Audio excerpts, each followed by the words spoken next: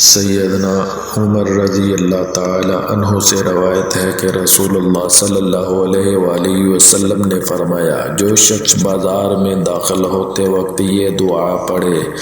لا الہ الا اللہ وحدہ لا شریک لہ لہ الملک ولہ الحمد یحیی ویمیت وہو حی لا یموت بیدہ الخیر وہو علی کل شیء قدیر،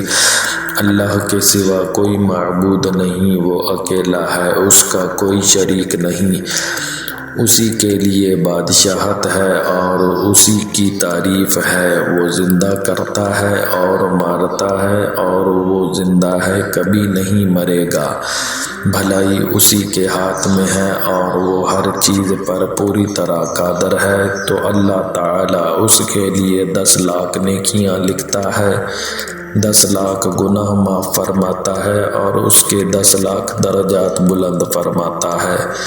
اور ایک روایت میں ہے کہ اس کے لیے جنت میں ایک گھر تعمیر فرماتا ہے۔